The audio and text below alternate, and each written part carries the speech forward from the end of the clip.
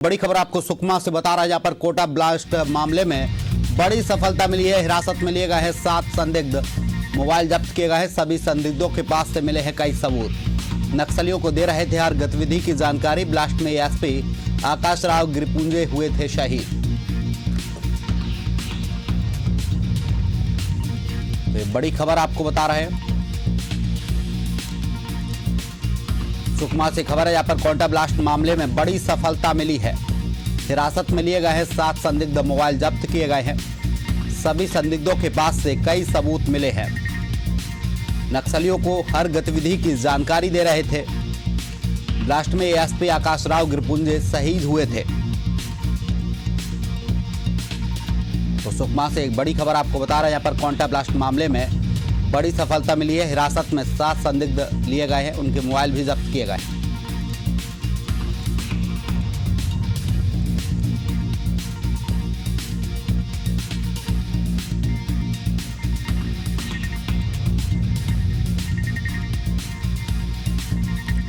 तो सुकमा से बड़ी खबर आपको बता रहा है, कोटा ब्लास्ट मामले में बड़ी सफलता मिली है।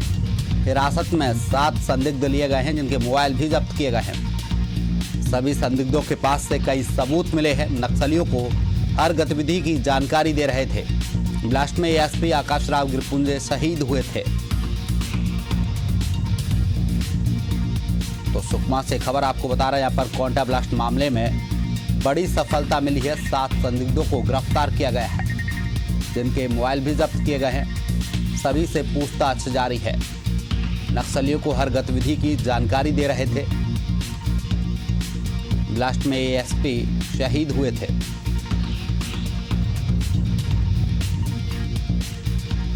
तो सुकमा से बड़ी खबर आपको बता रहे हैं, यहाँ पर 7 संदिग्धों को हिरासत में लिया गया है, जिनके पास से कई सबूत मिले हैं।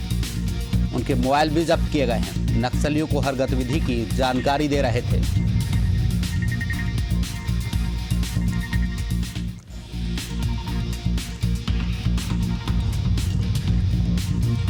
इस खबर पर ज्यादा जानकारी के लिए हमारे साथ बस्तर ब्यूरो चीफ प्रशांत गजभिये जुड़ गया है। प्रशांत जी, जिस तरीके से देखा जाए 7 संदिग्धों को हिरासत में लिया गया है, क्या कुछ अपडेट है? जी बिल्कुल अरुण, ये पूरा मामला 9 जून का है, जब नक्सलियों ने ब्लास्ट किया था और उस ब्लास्ट में जो एडिशनल एसपी थे कोटा जी आकाश राव गिरपुंजे, उनकी वो शहीद हो गए थे। साथ ही साथ 2 और अन्य अधिकारी भी जो है इस ब्लास्ट में घायल हुए थे, जिसके बाद लगातार जो है निंदा की गई इस घटना की और फिर राज्य सरकार ने एसआईए का गठन किया और इस जांच को आगे बढ़ाया। और इस जांच में आज एक अपडेट जिस तरीके से खुलकर सामने आया है कि 7 संदिग्धों को गिरफ्तार किया गया है। और सबसे अहम बात यह है कि उनके जब मोबाइल को जब्ती किया गया तो मोबाइल से ये स्पष्ट समझ में आया कि वो लगातार नक्सलियों तक कई सूचनाएं पहुंचा रहे थे।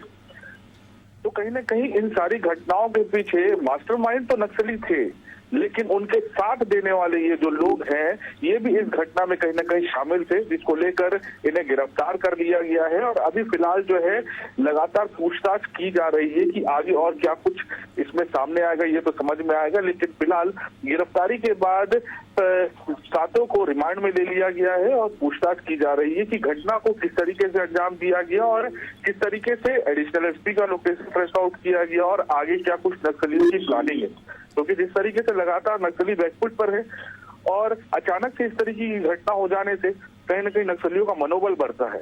और जो संकल्प एक लिया गया है कि 2026 मार्च तक नक्सलवाद का खात्मा हो जाएगा, तो इस तरीके की घटना कहीं ना कहीं इस दावे पर, इस संकल्प पे जो है कहीं ना कहीं जो है एक कुटारा घात बिल्कुल कहा जा सकता है कि इस तरीके से होता है। तो स्पष्ट है 7 लोगों की गिरफ्तारी हो गई है और उनकी पूछताछ की जा रही है। हो सकता है आने वाले समय में और भी कुछ लोगों की गिरफ्तारी हो जो इस घटना में शामिल हो। जी प्रशांत, बिल्कुल तमाम जानकारी के लिए आपका बहुत बहुत शुक्रिया।